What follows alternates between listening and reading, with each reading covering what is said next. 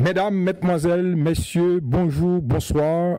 Haïti littéraire à l'antenne est de retour à l'antenne, toujours avec un rendez-vous avec la culture, notamment des livres, toutes sortes de livres, essais, romans, poésie. Et aujourd'hui, notre rendez-vous, et nous l'avons eu avec Robert Philomé. Robert Philomé. Philomé Robert. Oui, c'est ça. C'est ça. Philomé Robert.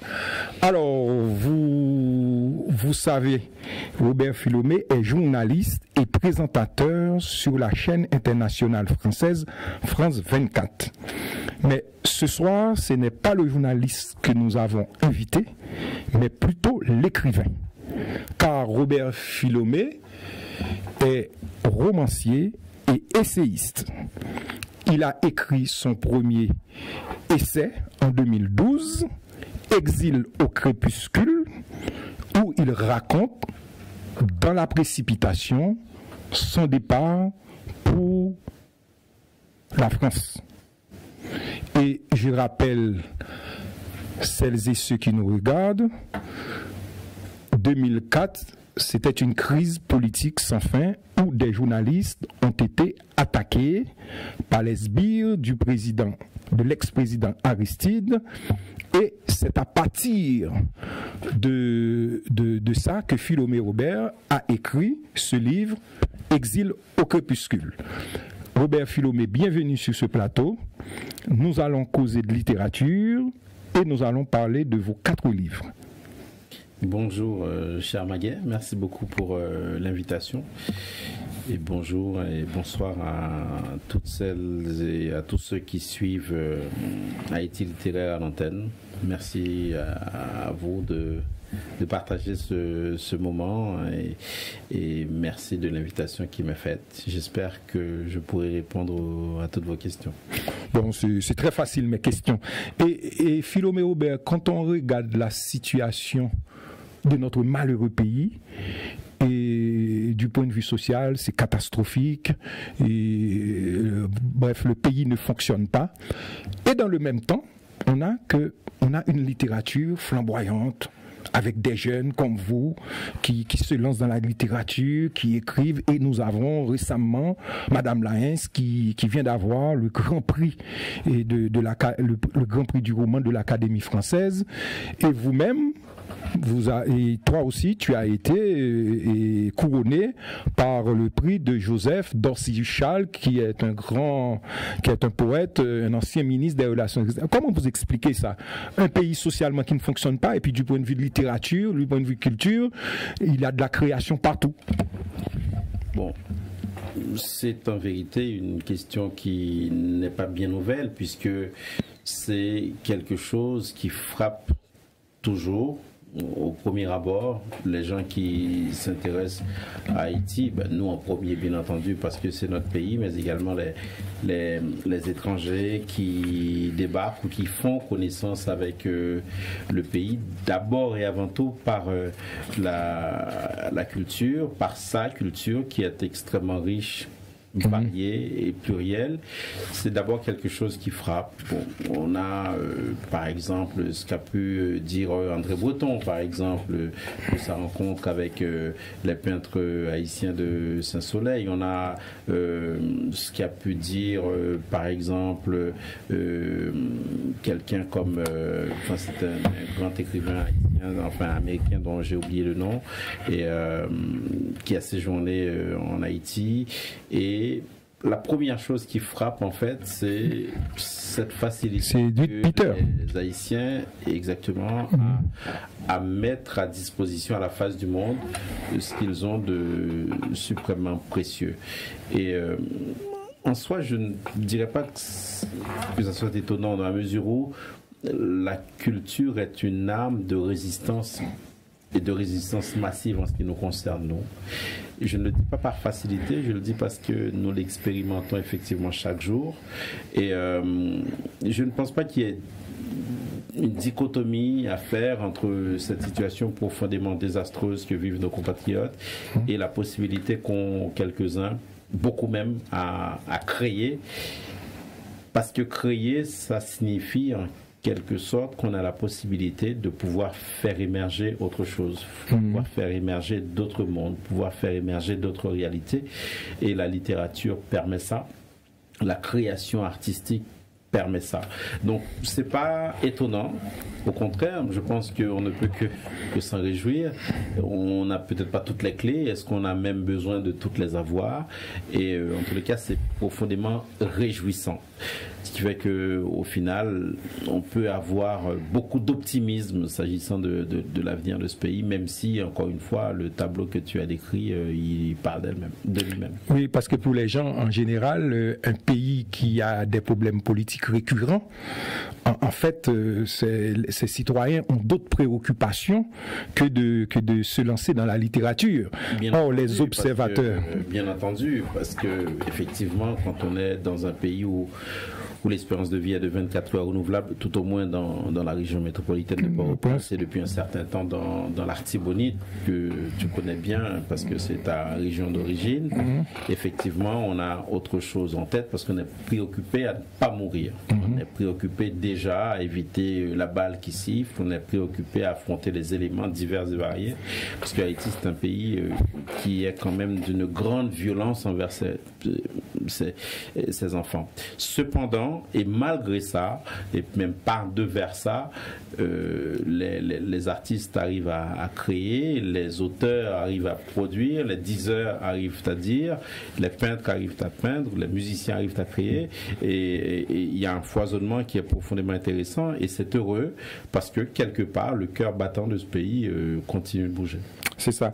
Et je rappelle à celles et ceux qui nous regardent, Philomé Aubert a écrit Exil au crépuscule en 2012 et il a continué sur sa lancée. Il a écrit un premier roman qui s'appelle Vagabondage éphémère en 2022 et dans la foulée il a publié un deuxième qui s'appelle Port-au-Prince Cotonou, un écho sans retour en 2025. Et Philomé Aubert, quand on écrit un premier roman, on sait le travail qu'il y a derrière tout ça, derrière le désir d'écrire ce premier roman et finalement de l'écrire.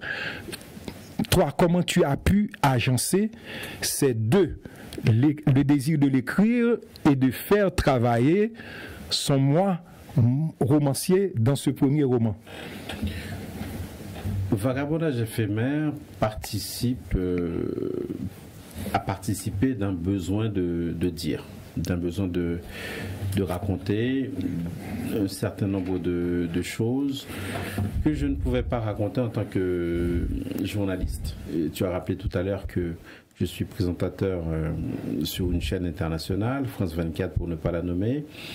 Avant cela, j'étais à la journaliste en Haïti, Radio France Internationale, et avant Radio France Internationale, j'étais journaliste à Radio Vision 2000 en Haïti. Port-au-Prince, où j'étais reporter dans un premier temps, puis secrétaire de rédaction et présentateur de Infovision, le journal du matin, dans lequel j'assumais la rubrique invité du jour, un espace dans lequel j'ai eu la possibilité à l'époque d'interviewer la quasi-totalité des responsables politiques haïtiens, sauf exception notable de Jean-Bertrand Aristide qui n'a pas voulu jouer le jeu parce qu'il était trop occupé, etc.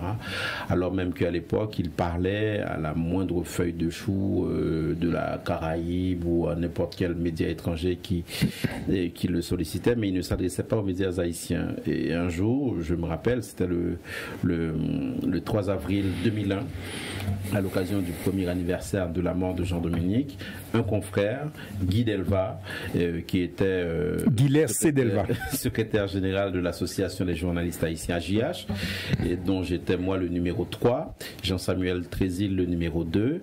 On a fait une délégation pour aller au Palais National pour demander au président Aristide où en était l'enquête sur la mort de Jean-Dominique, et pour l'occasion j'ai eu à lui demander de participer à la rubrique invité du jour que je présentais sur Radio Vision 2000. Je dis qu'en gros que c'était un espace que tout le pays écoutait et que c'est diffusé en direct à 8h30. Comme il est chef de l'État, je ne vais pas lui demander d'être en direct avec moi et que exceptionnellement je pouvais venir enregistrer l'émission.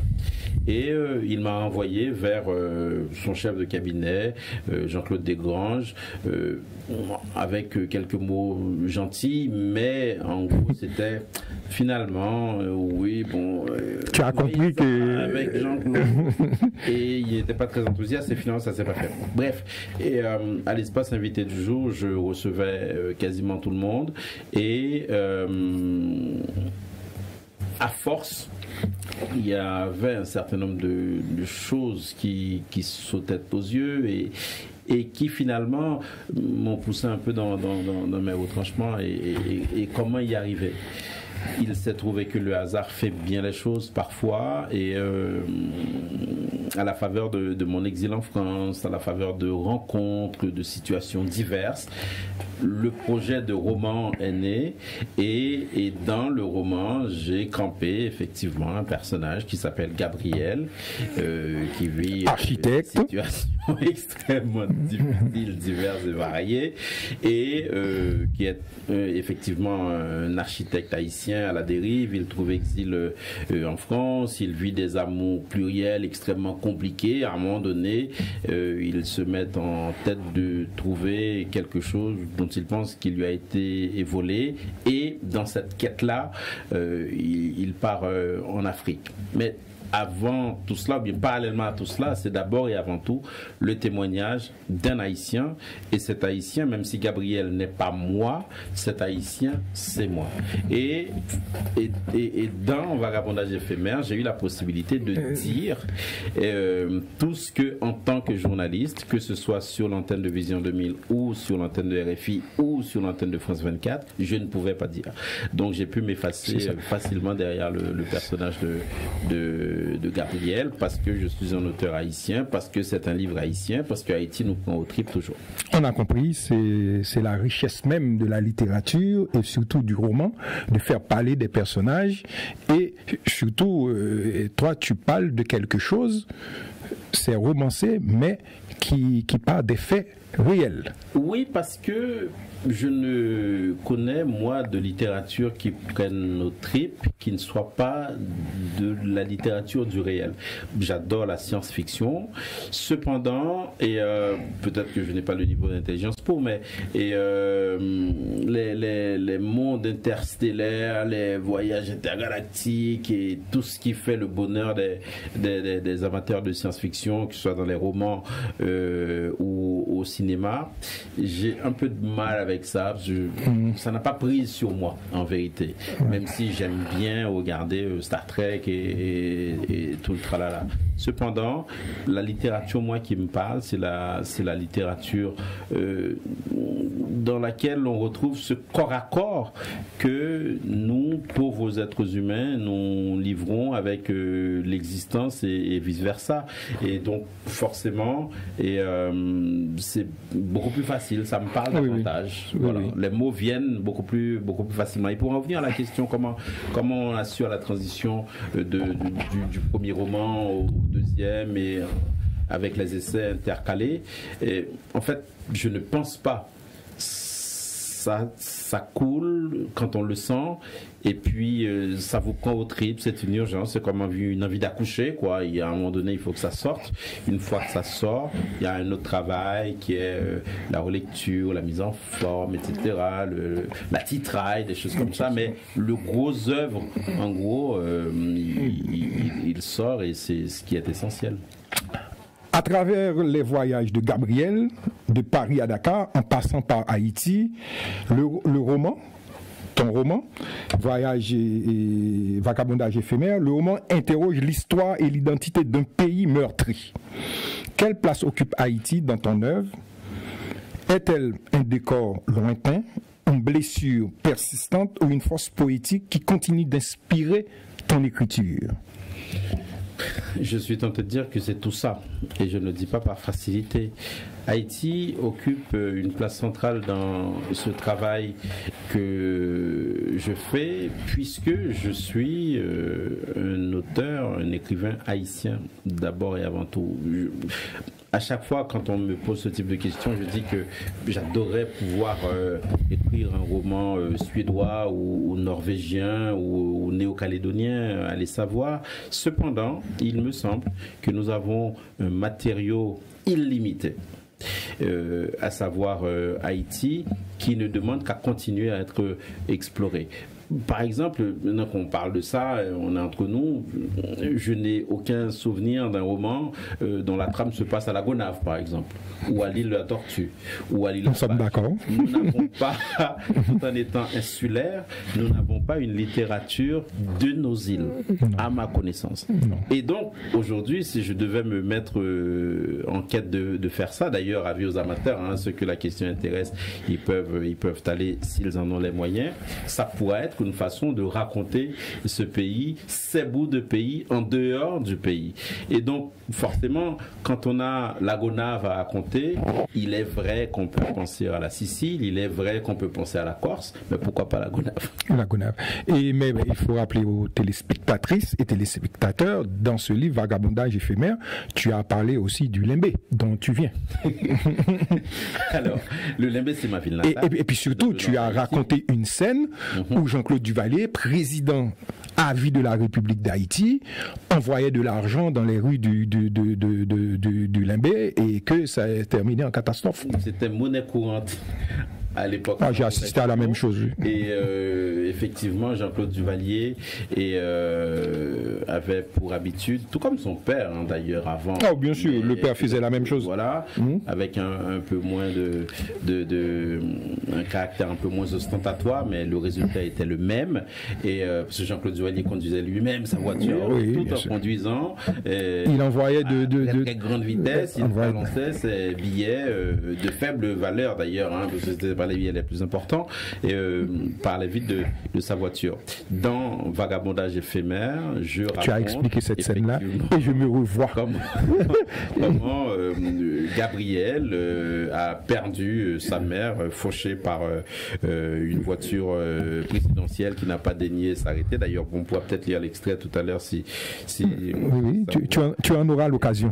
Voilà, et parce que c'est quelque chose auquel j'ai assisté et to make a long story short, comme disent nos amis américains, et pour faire très simple, moi j'étais très jeune, je devais avoir quelque chose comme 10 ou 12 ans, et Jean-Claude Duvalier passe devant chez moi, parce que moi j'habitais, comme tu l'as dit, la ville du Limbé, et j'habitais la route de Port-Margot.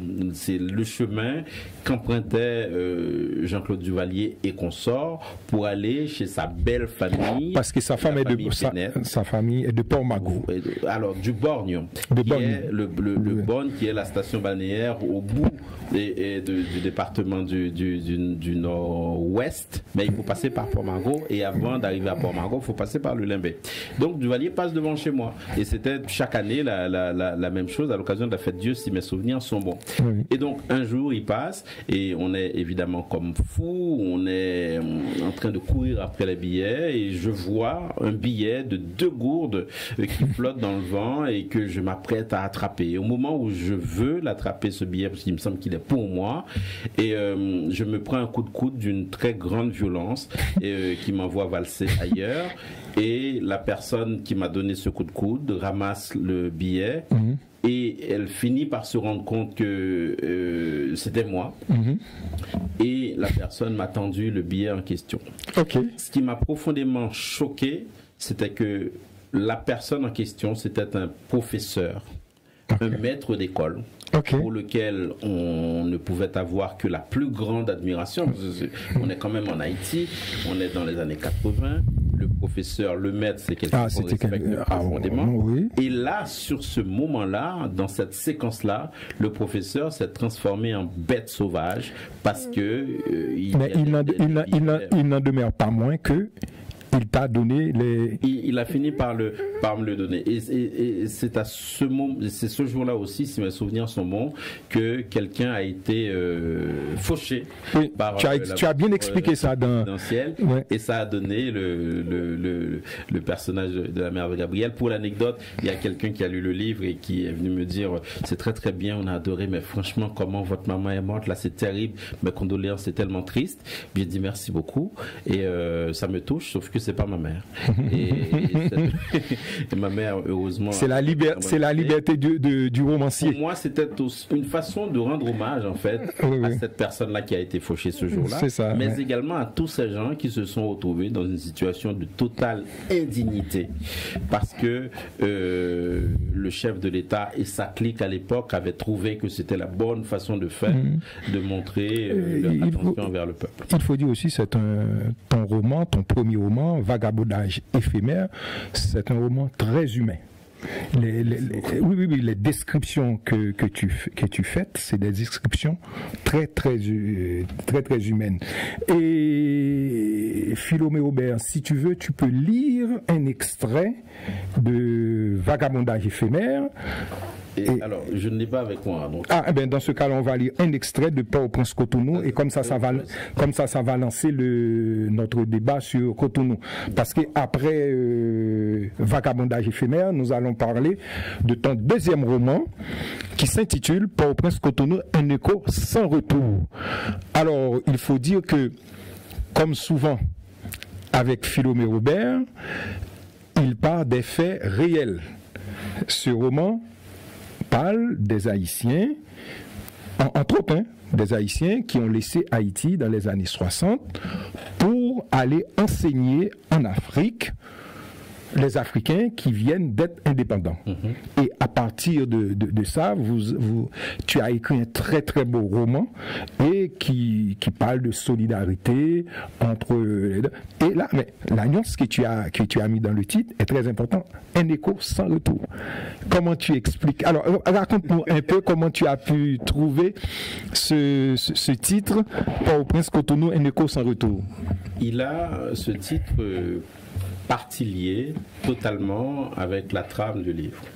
Et effectivement, comme tu l'as résumé, Port-au-Prince, Cotonou, un écho sans retour raconte à travers l'histoire de Léonce de Nortilia celle des Haïtiens, de nos compatriotes qui sont partis travailler en Afrique au lendemain des indépendances comme cadres pour former les premières élites post-indépendance, que ce soit au Congo, au Brazzaville, au Kinshasa, que ce soit au Sénégal, au Bénin, en Côte d'Ivoire, au Rwanda, au Tchad et ailleurs. Mais d'ailleurs, le livre, je le dédie au docteur Daniel Talleyrand et au docteur Fritz Pierre qui ont fait partie de cette aventure.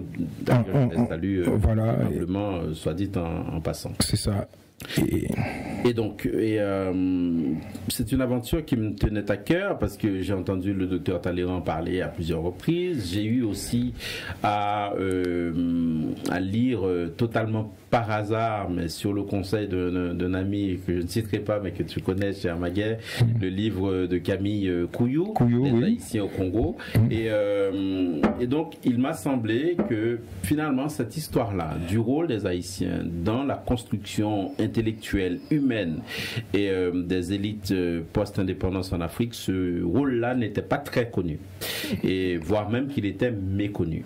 Il m'avait semblé que c'était important de raconter cette histoire-là, de la porter à la connaissance des jeunes générations africaines, des générations haïtiennes nouvelles. L'idée, c'est très simple, c'est de dire que, déjà, en tant qu'Haïtiens, nous avons pu, dans le cadre d'une diplomatie extrêmement forte et agissante, même si les raisons qui ont poussé les uns les autres au départ étaient extrêmement diverses, mais le résultat est là. Haïti a aidé via ses ressources humaines, ce qu'elle avait d'ailleurs de plus précieux à l'époque.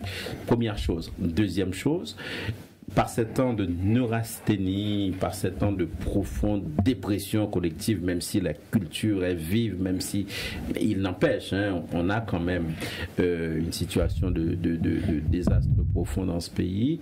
Et l'idée, c'est de dire que nous pouvons rapatrier notre narratif, nous pouvons raconter un autre récit, et nous pouvons aussi finalement, de la même manière que nous l'avons fait pour les Africains, solliciter les élites intellectuelles africaines pour nous aider à combler aujourd'hui un vide absolument abyssal que nous avons en Haïti en termes de ressources humaines.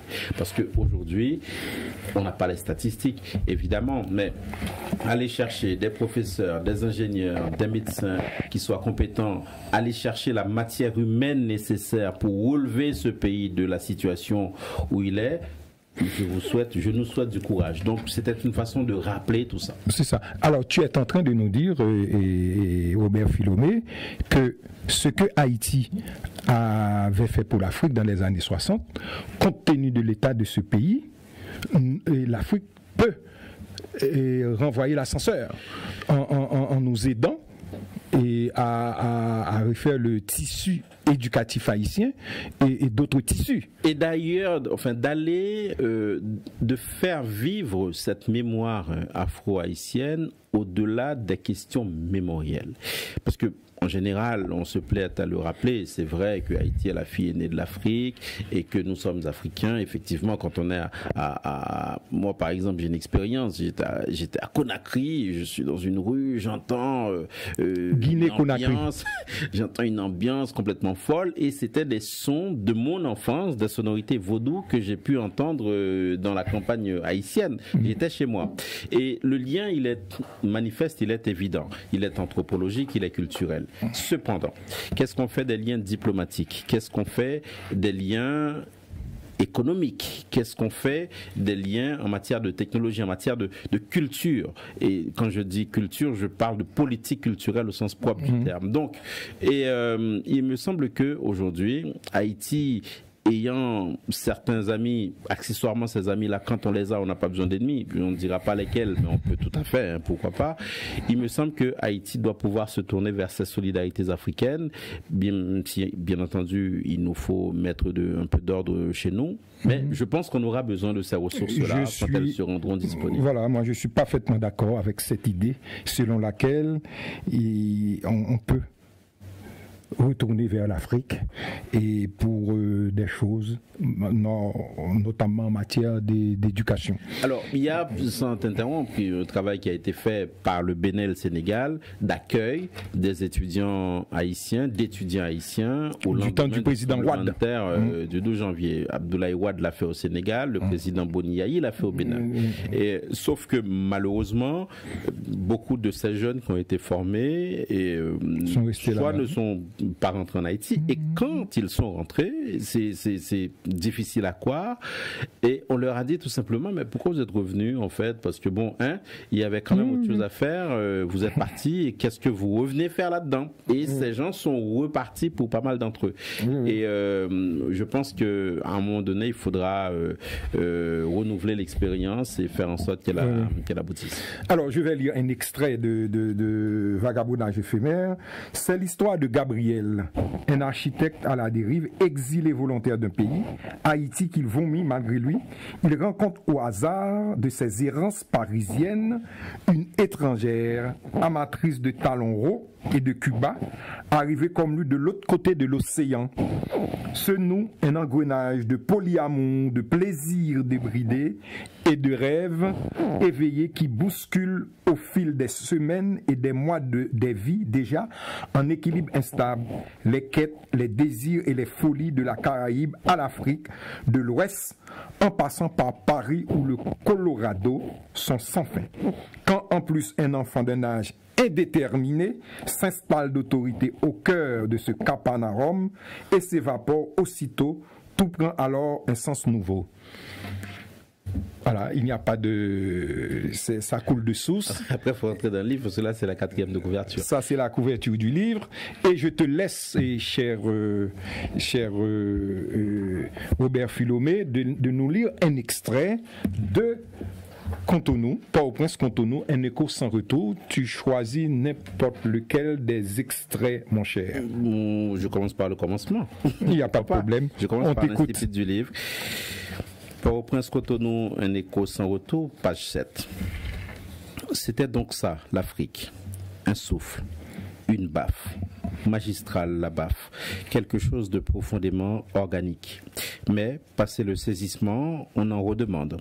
Commence alors une équipée mémorable, l'un de ces sauts vertigineux dont on se relève transformé à vie.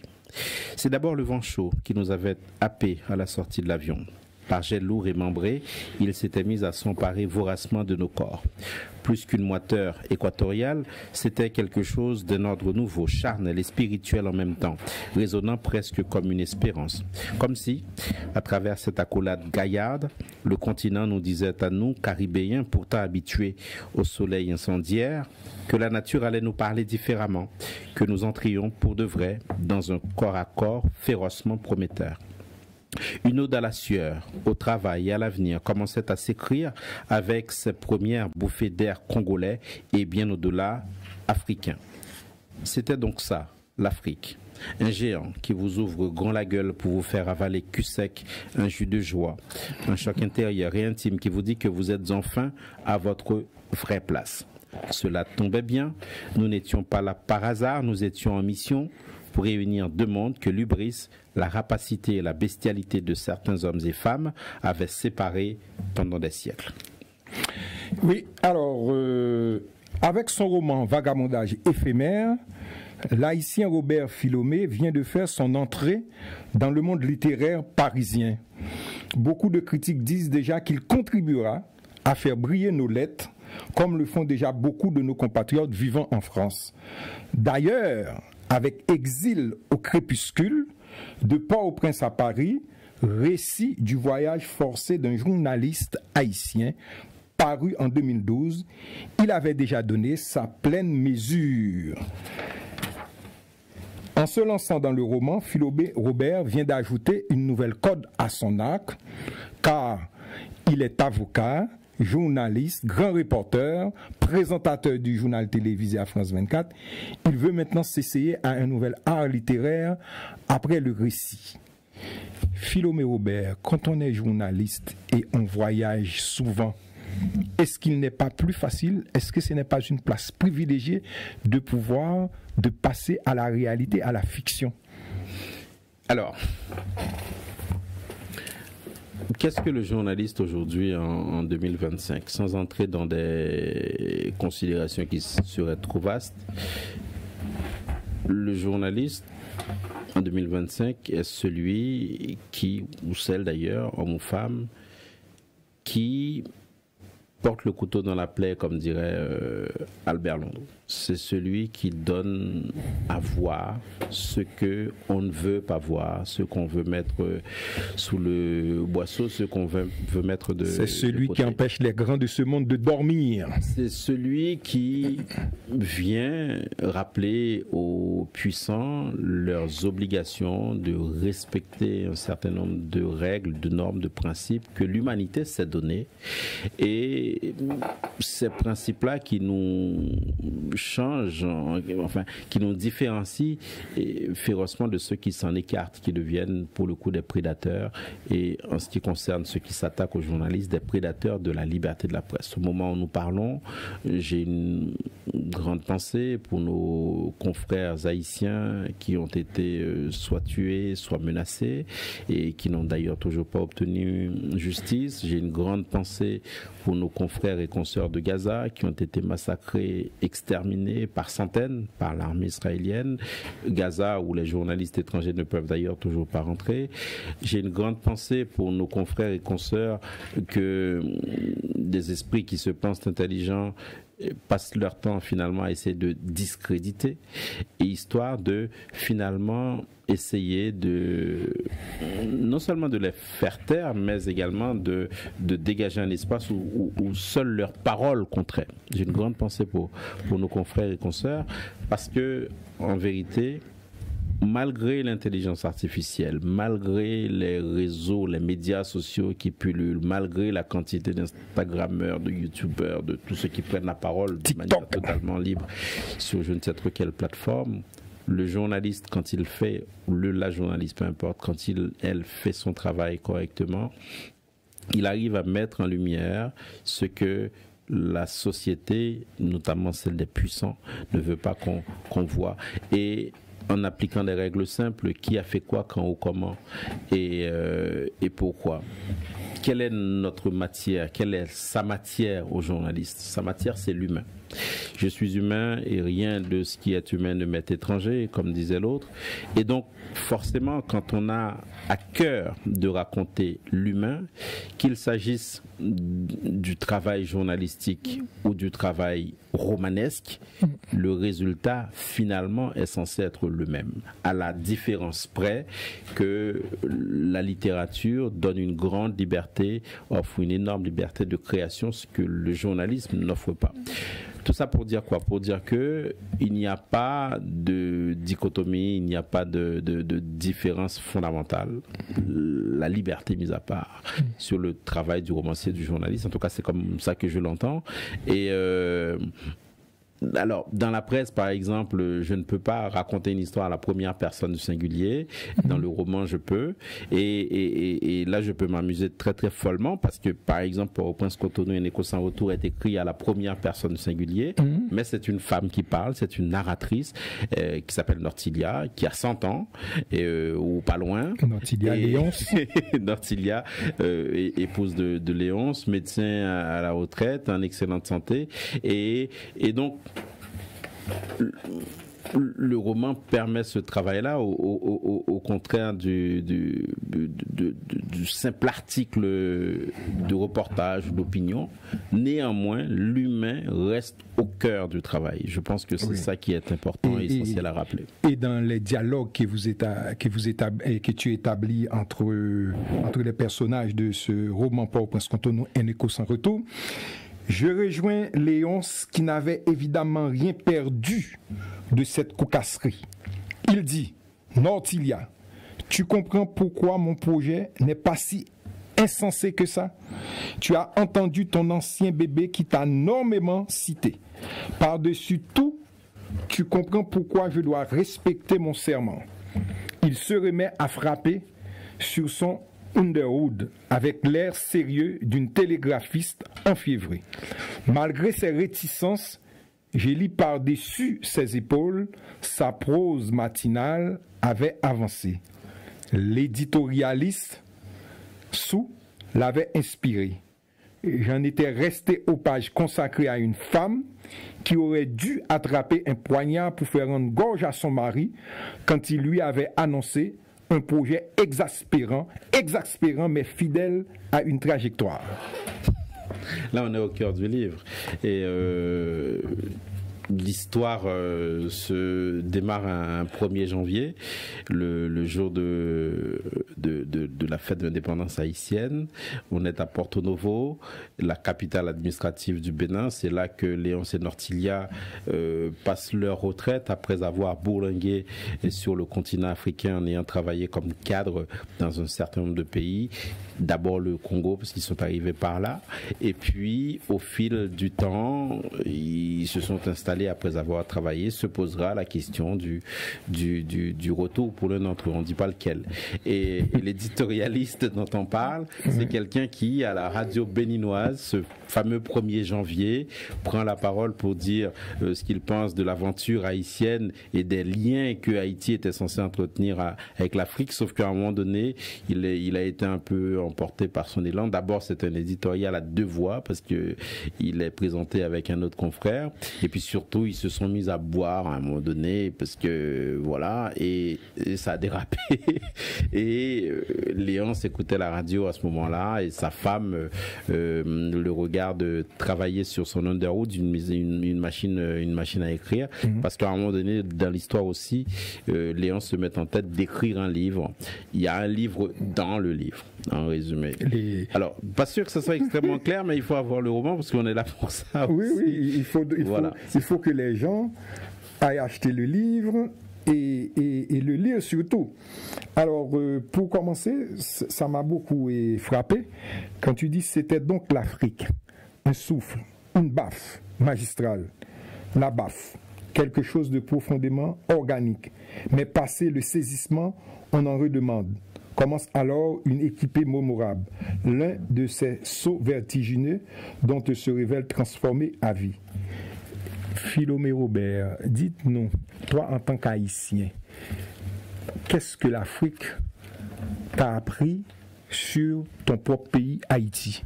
Toi qui connais si bien ton pays, car pendant plus de 10 ans, tu étais journaliste, pas n'importe quel journaliste, reporter, c'est-à-dire que tu étais souvent en contact avec... Tu étais dans la rue. Et qu'est-ce que l'Afrique t'a appris sur Haïti? Énormément. Mon premier contact avec l'Afrique remonte à 2017. Je suis allé au Sénégal dans le cadre d'une mission et c'est en me baladant à Dakar, à Gorée et aussi en allant vers Saint-Louis et en me baladant aussi dans la région de Thiès, à Diamniadio, que finalement l'idée est venue d'instaurer une partie du parcours de Gabriel en Afrique, parce qu'à la base c'était pas prévu. Et c'est ça aussi la littérature. En gros, à un moment donné, le texte prend le dessus en quelque sorte, et c'est lui qui mène en quelque sorte la danse. Quand je débarque à Dakar, la première chose que je relève, c'est la similarité entre une ville comme Dakar et ce à quoi a pu ressembler Port-au-Prince dans le temps, avant cette vague de destruction. Parce que Port-au-Prince aujourd'hui ressemble beaucoup plus à Mogadiscio dans les années 90. Tant les destructions sont énormes, il y a des coins dans Port-au-Prince où même les chiens, les animaux ne passent pas à une certaine heure, parce que il faut pas traîner dans ces coins-là. On pense à tout le bas du centre-ville, on pense à ces zones qui sont... Et Dieu sait que cette capitale était complètement dévastée. Alors que c'était une très très belle ville, et ça reste encore une ville avec énormément de potentiel. Et donc d'abord, la similarité en termes urbanistiques, la similarité bien entendu des gens. On est chez nous quand même, on est nègre. Et ce que ça m'a appris aussi, c'est le poids de l'histoire, parce que quand on est à Gorée et qu'on est dans la porte du non-retour, porte par laquelle passaient quantité de nos ancêtres déportés vers l'Amérique. Évidemment, dans d'autres pays de la côte, on retrouve aussi des ports de non-retour. On en retrouve au Ghana, on en retrouve au Bénin, mais d'abord le Sénégal, parce que le Sénégal, c'est la pointe la plus avancée dans l'Atlantique du continent africain. Quand on est au Sénégal, on est beaucoup plus proche du Brésil, par exemple, que de n'importe quel autre pays en Amérique. Donc, ça m'a fait faire un voyage dans le temps, et j'ai été pris comme une sorte de transe, et j'ai ressenti un bonheur immense d'être là, et je l'ai vécu un peu comme un privilège. Et en gros, ça m'a fait penser à quoi? Quand finalement tu regardes Dakar et que tu vois Port-au-Prince en face, tu te dis qu'il y a quelque chose qui a foiré, il y a quelque chose qui... C'est le moins qu'on puisse dire. Qu'on a raté, quelque chose qui n'a pas fonctionné. Et donc déjà ce voyage m'a rappelé que je suis africain, et que Haïti et l'Afrique sont profondément liés, et que... Alors, dans un premier temps, je n'avais pas l'idée de décrire Port-au-Prince, Cotonou et Neko sans retour, mais ça arrivera plus tard. Et qu'aujourd'hui, plus que jamais, le lien entre Haïti et l'Afrique doit vivre, au-delà, comme je l'ai dit, des questions mémorielles, doit vivre de manière pratique, de manière pragmatique. Et donc, et ça dans tous les aspects, hein, culturels, scientifiques, économiques, n'importe. Je souhaite voir, en tout cas c'est le vœu que je formule, voir des compatriotes africains, parce que ce sont des compatriotes d'où qu'ils viennent, hein, des 54 pays, et travailler en Haïti et aider Haïti à se relever, et construire en gros ce que d'autres ont promis depuis longtemps et n'ont jamais réalisé, même si bien évidemment nos compatriotes sont extrêmement complices aussi de ces échecs-là. Je suis d'accord. Et alors, on continue la lecture de ton livre, l'analyse que j'avais faite. Et comme tu viens de l'indiquer, là, Philomé ne s'arrête pas aux portes de la fiction, aussi précise soit-elle. Dans ses somptueuses descriptions, il se penche de manière laborieuse sur notre vie sociale faite de plaies béantes et des laideurs que l'auteur met en exergue. Dans cette configuration, on lui sait gré de dire les choses comme elles sont. Comme quand il évoque l'histoire de notre malheureux pays en relatant l'histoire tragique de la mère de Gabriel, Héloïse, fauchée en pleine rue par une de ses voitures officielles, ce dont nous parlions tout à l'heure, du régime dictatorial qui ne respecte rien, mais pas la vie de ses concitoyens. Est-ce que tu parlais tant qui court, est-ce que Haïti, finalement, est-ce qu'on parfois on a pas honte de parler de notre pays quand on regarde, c'est comme si on a l'impression que rien ne fonctionne, que le pays est en train de reculer, des choses qu'on n'a pas vues longtemps sont de mise en Haïti, dans nos tueries, bref. Est-ce que parfois c'est pas gênant de parler d'Haïti? C'est éprouvant, c'est difficile. On doit aussi raconter une autre face de la médaille, parce que dans le même temps, il y a ce pays-ci que nous décrivons, il y a aussi un autre pays qui continue de vivre, qui continue d'imaginer, qui continue de créer, qui continue de penser et qui continue d'oser penser à l'avenir. C'est un pays par devers l'État haïtien au sens weberien du terme, qui a complètement failli et dont on se demande quand il va pouvoir se relever. Cependant, il y a quand même ces ressources qui sont là et qui sont disponibles et qui ne demandent qu'à éclore. Il y a tout ce qui crée toujours. Je pense que c'est extrêmement important de le rappeler, parce que Haïti, c'est pas que ce pessimisme-là, c'est pas que cette laideur-là, c'est aussi une envie furieuse de vivre et de vivre l'avenir, en fait, de créer l'avenir. Malheureusement, nous ne sommes pas aidés par une partie de nos élites, mais je préfère penser aussi, j'aime l'idée que finalement il y a peut-être pas une sorte d'équilibre entre le désastre et l'espoir, mais l'espoir n'est pas mort, bien au contraire, il est là. C'est éprouvant effectivement de parler d'Haïti, d'écrire sur Haïti, c'est difficile.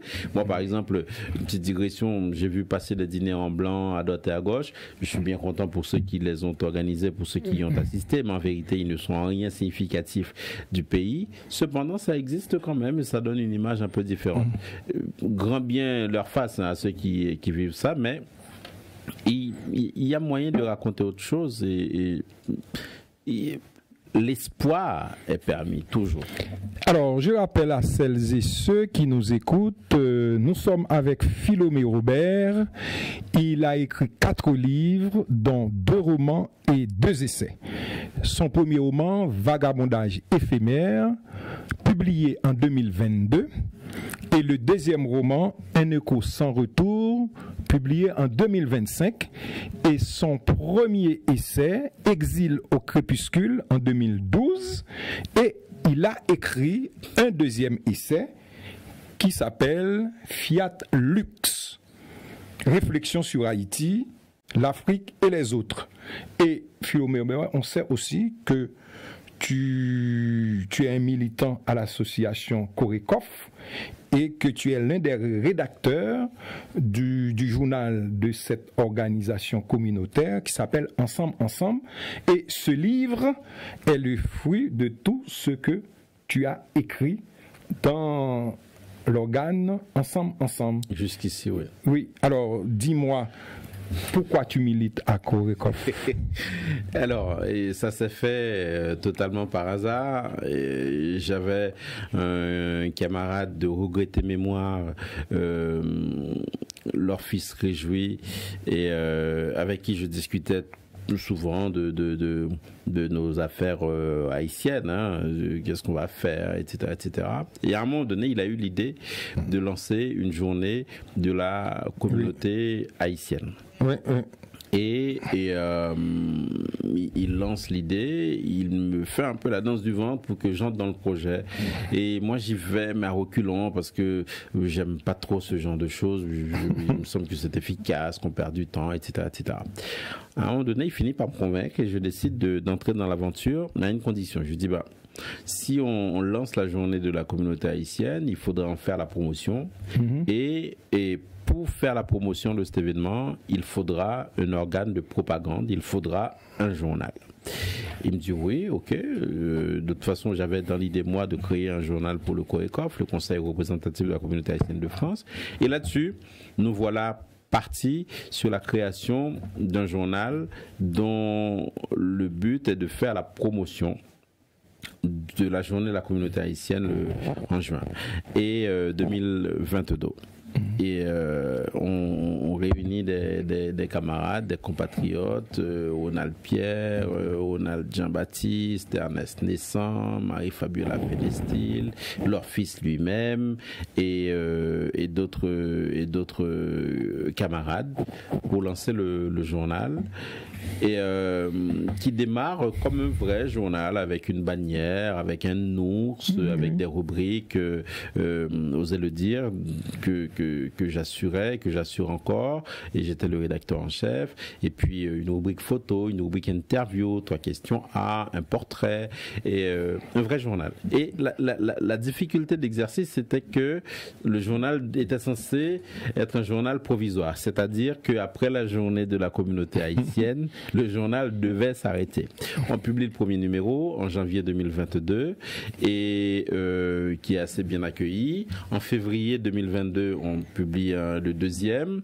On en était, leur fils et moi, à la conférence critique, c'est-à-dire le débrief, comme on dit, du numéro.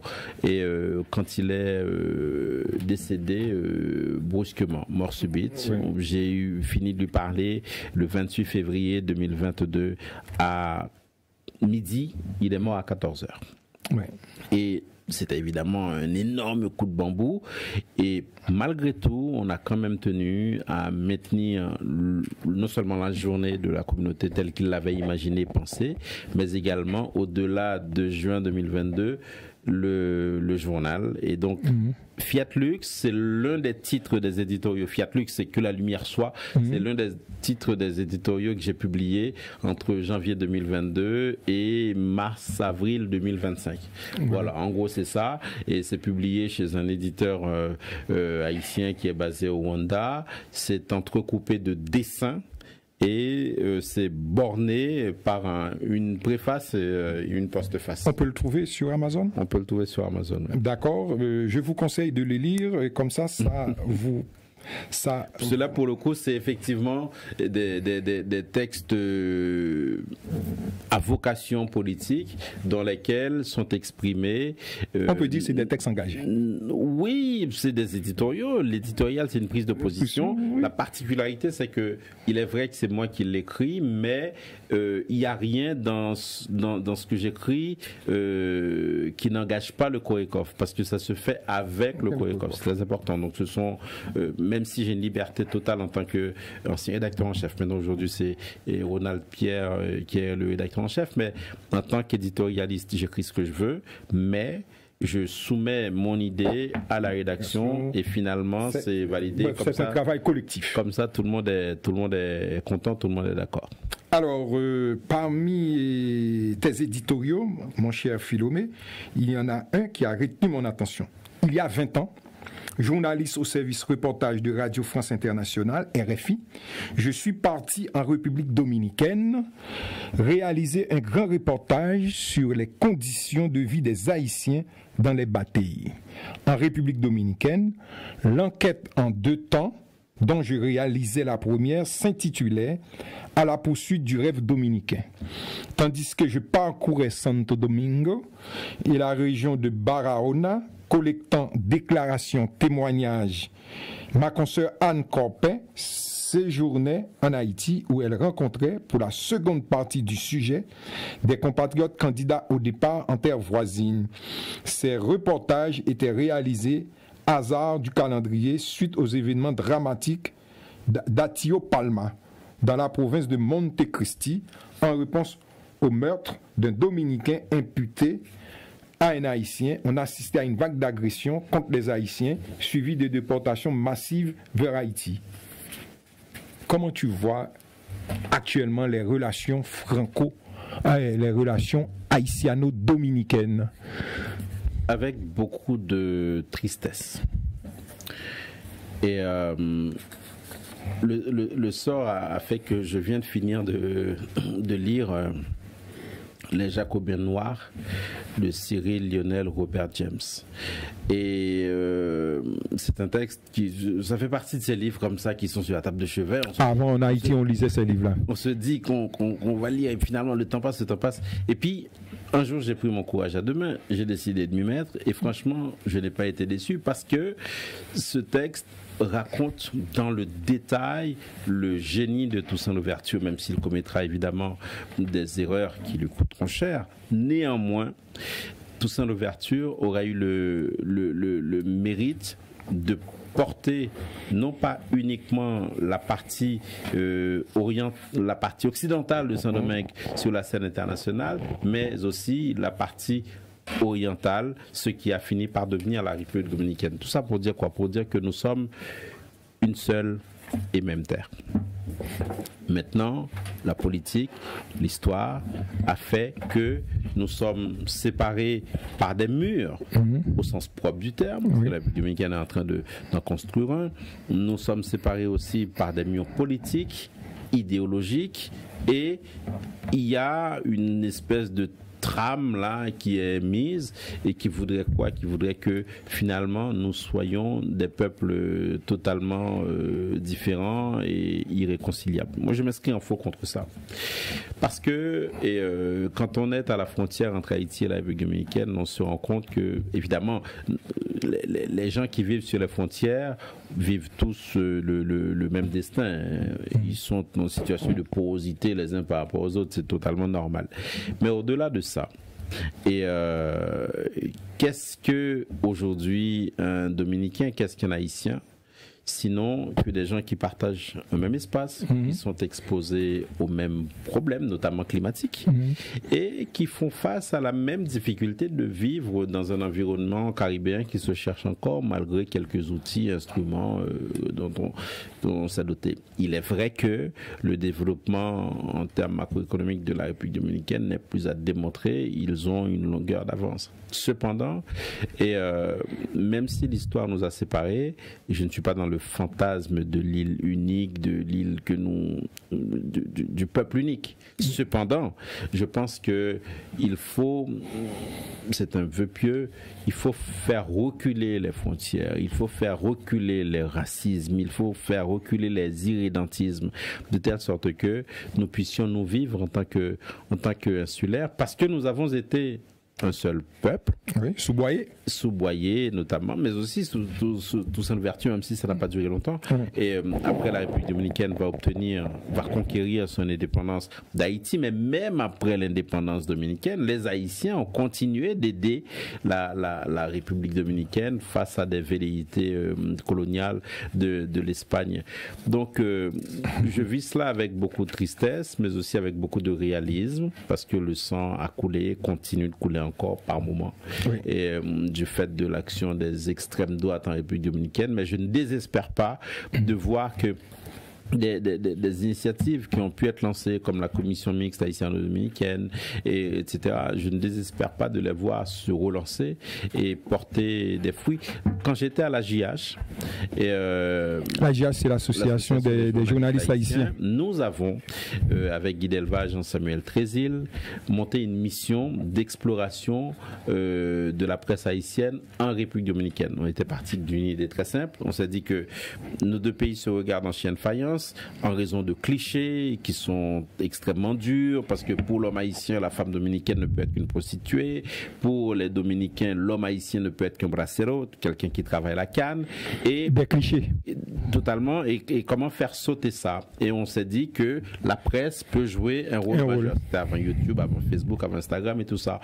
Et nous avons monté une mission en République dominicaine où nous sommes partis rencontrer les journalistes dominicains de Hoy, Listín Diario, El Nacional, pour leur exposer le projet, avec l'idée qu'on commence à travers la presse, à travers nos organes de presse, à se raconter différemment.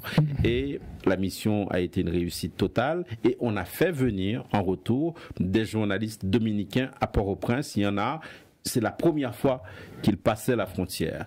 Et malheureusement, l'aventure ne s'est pas poursuivie parce que on s'est retrouvé en situation d'exil et les uns et les autres. Mais il y a un travail qui a été entamé et puis plus tard, on lancera le forum permanent haïtiano-dominicain de la presse qui est resté en jachère finalement, voilà, malheureusement. Justement, en parlant d'exil, et en ce matin du vendredi 28 décembre 2001, dans le premier avion qui faisait route avec moi de Port-au-Prince à la Guadeloupe, j'avais commencé à faire le point sur cette cascade de mésaventures.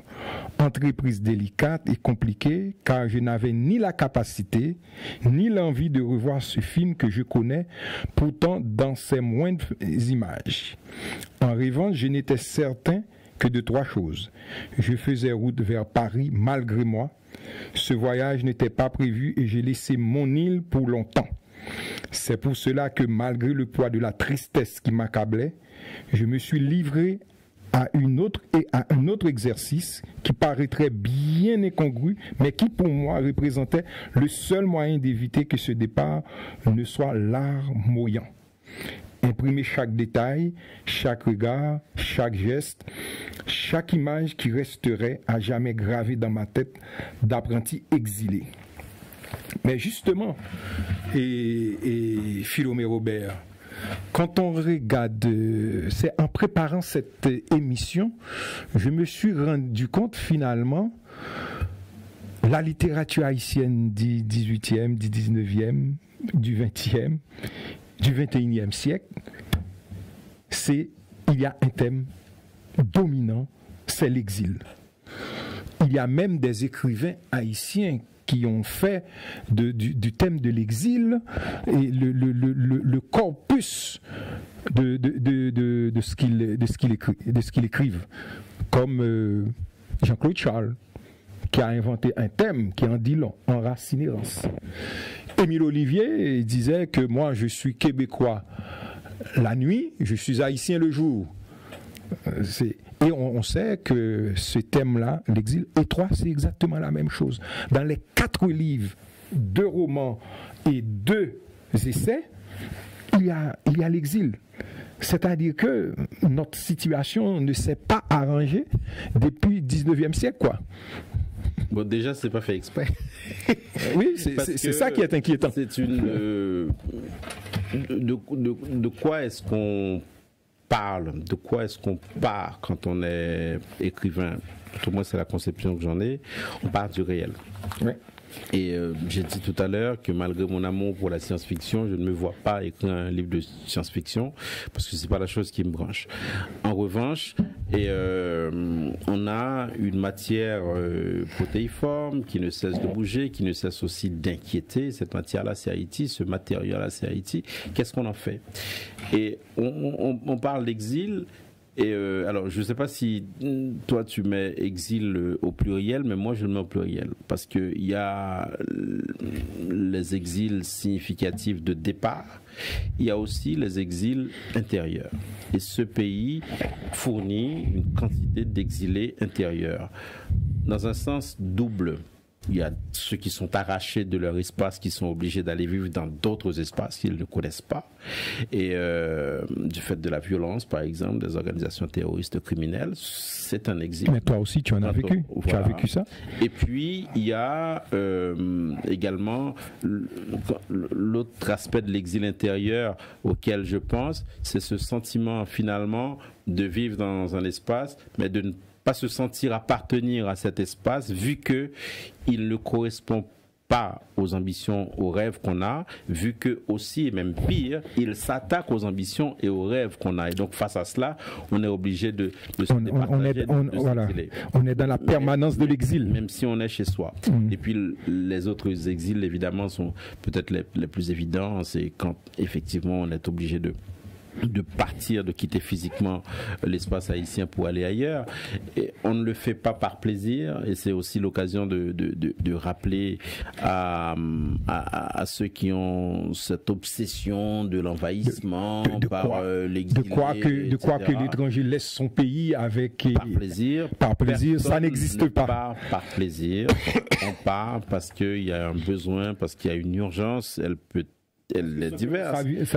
Sa vie est menacée. Parce que la vie dans l'espace premier et qui nous a porté n'est plus tenable dans cet espace-là. Et donc c'est un arrachement à l'exil. Et ce n'est pas de gaieté de cœur qu'on part et encore que nous, on a pu la possibilité, on a pu prendre l'avion par exemple pour venir dans un pays comme la France. Mais qu'est-ce qu'on...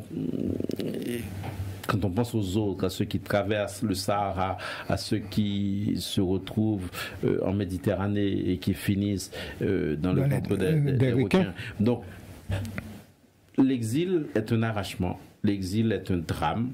On peut le transformer pour en faire quelque chose, mais on n'en est jamais certain parce que on est ballotté par des éléments qu'on ne maîtrise pas. À l'arrivée, si l'expérience aboutit, tant mieux, mais quand on part, c'est quelque part, c'est comme si un rideau tombait et on n'est pas certain qu'il soit remonté à un moment donné. Voilà. C'est de jeu, le mot peut-être impropre, macabre, mais c'est comme ça. Philomé Aubert, tu vas choisir tu vas faire une deuxième lecture de ton roman. Et tu choisis ce que tu veux pour les téléspectatrices et téléspectateurs qui nous regardent. Alors,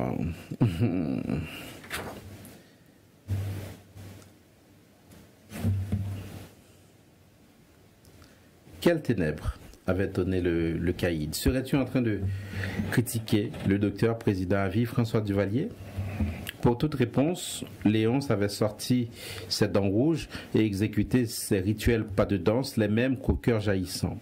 Ceux-ci gardaient leur pouvoir magique à l'évidence, puisque le milicien l'avait laissé partir, menaçant de le convoquer à nouveau si Racine s'enhardissait à continuer à raconter des bêtises. Prenant une voix tombale, il avait ajouté qu'on ne s'y reprenne plus. La révolution s'est mangée ses propres fils.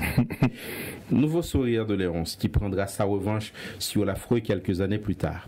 Alors que nous, jeunes haïtiens, dévoués à l'Afrique corps et âme, étions entrés dans le vif de notre sujet africain, sillonnant les Katanga, Kisangani, Lubumbashi ici, les Bwenza, Kinkala, pour les Wesso là, ou encore plus loin les Bokeh, Conakry, Farana, et plus loin encore les Dakar, Cotonou, Porto Novo, Ziguinchor et autres Thiès.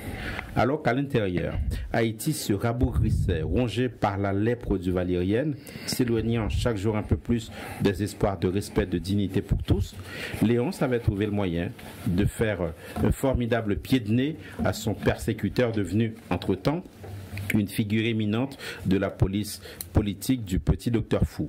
Ayant récupéré par je ne sais quel moyen son adresse exacte, Léonce lui avait envoyé un exemplaire dédicacé des romans que le pouvoir s'échinait à bannir à coup d'interdiction et d'autodafé.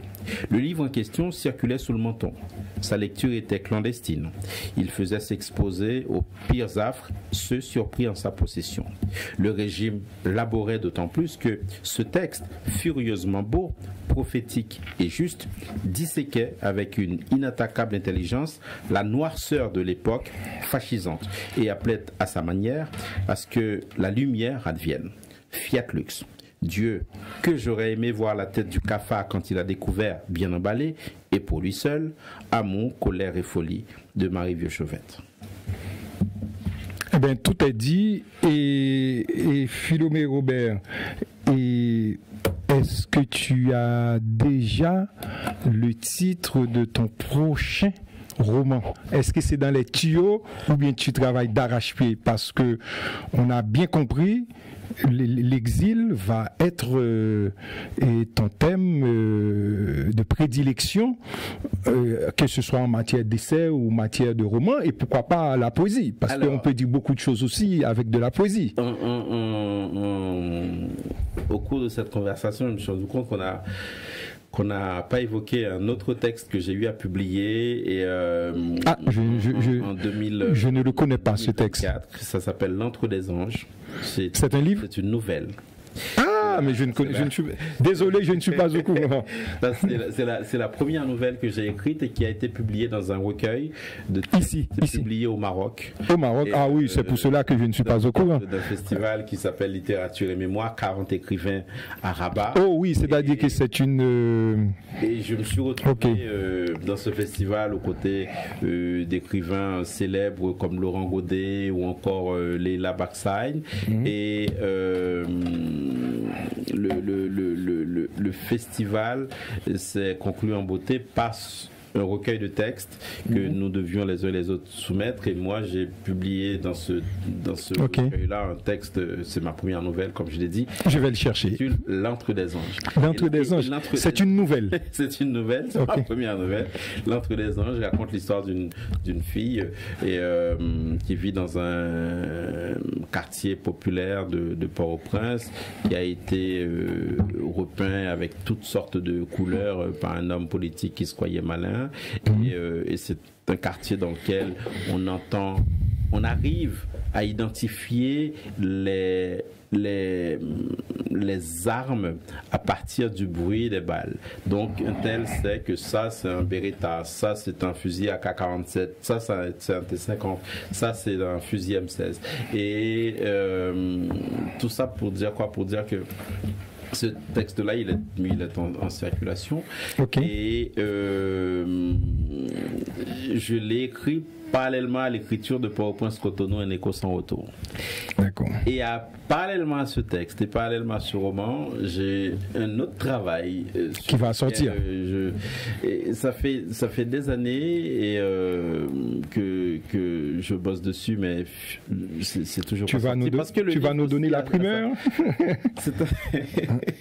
Oui. Non, mais bon, c'est de toute façon c'est un livre sur lequel je travaille et pour le coup qui nous emmènera dans des imaginaires et non pas de science-fiction mais des imaginaires faisant penser au merveilleux haïtien. Voilà, c'est le livre sur lequel je travaille. Ah ben, tu retrouveras Jacques-Stéphane Alexis, et tous les écrivains haïtiens qui se donnent dans le merveilleux. Il y a tant à raconter, c'est pour ça. Ah mais oui, nous avons une très belle littérature, mon cher. Corse, au norvégien ou au japonais. La corsitude. Il attendra.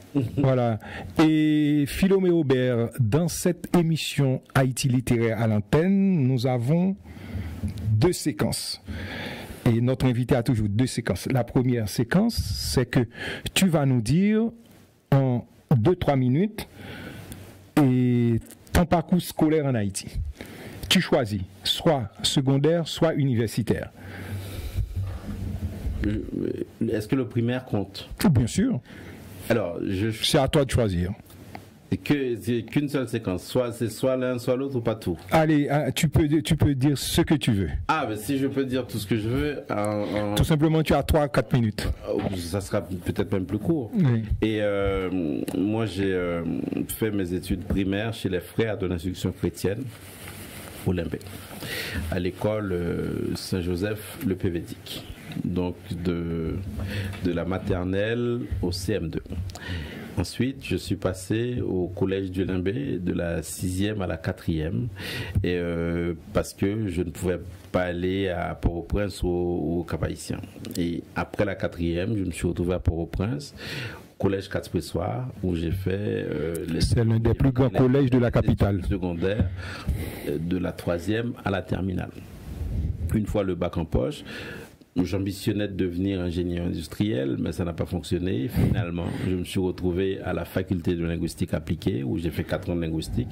Et parallèlement à mes études de linguistique, je suis entré à la faculté de droit, où j'ai fait 4 ans de droit, que j'ai poursuivi en France à l'université Paris 1. Et puis, j'ai bouclé le cycle d'études par un master de journalisme à Sciences Po Paris. Deuxième séquence, est-ce que quand tu étais en Haïti, est-ce que tu pensais que tu allais devenir écrivain? Non, pas du tout.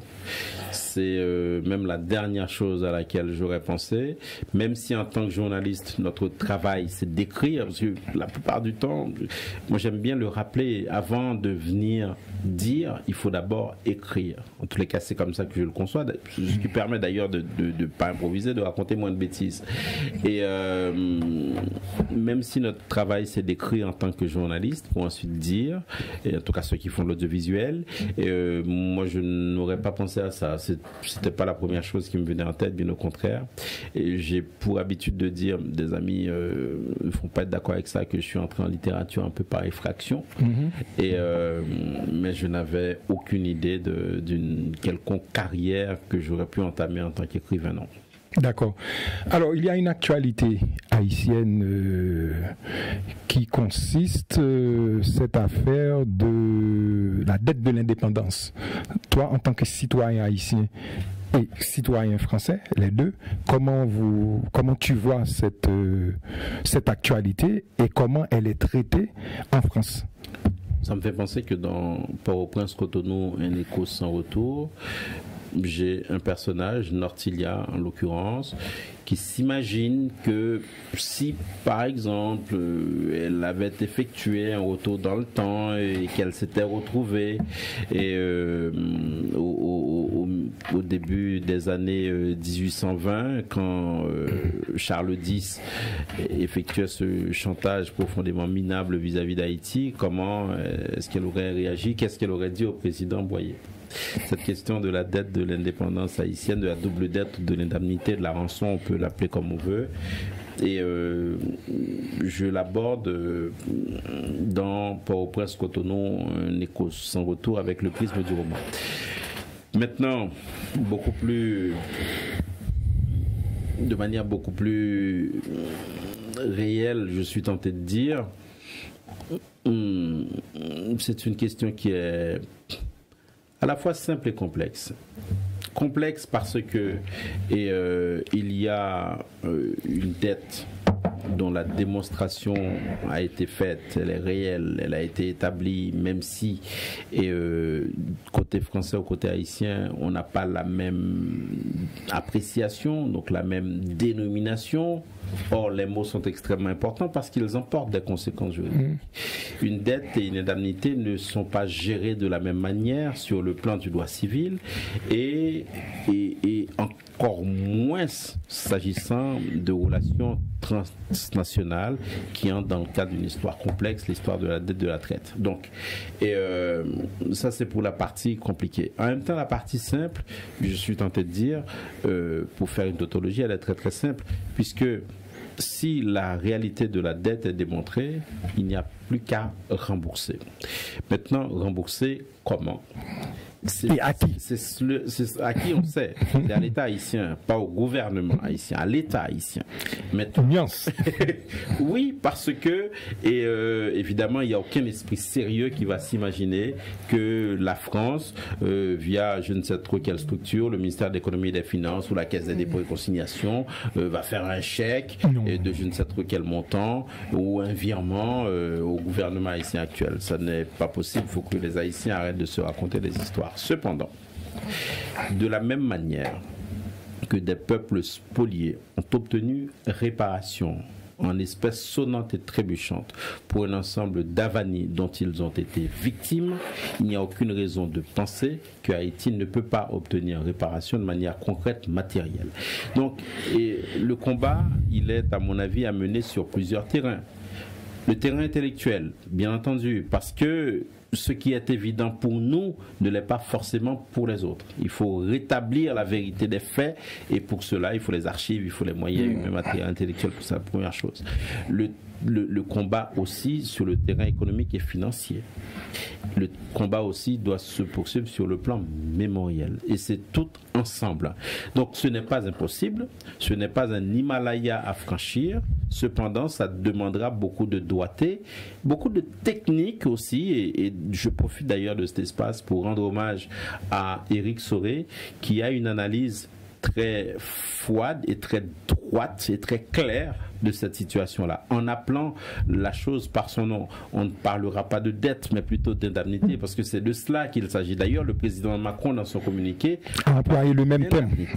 Et ce qui ouvre la voie à une séquence juridique qui est beaucoup plus qualifiable en fait et qui permettent une porte de sortie. Donc il faudra s'armer de courage, il faudra aussi être diplomate, il faudra aussi être fin pour pouvoir récupérer cet argent, même si ça prendra beaucoup de temps. Eh bien, Robert Philomé, j'étais content de te recevoir sur ce plateau.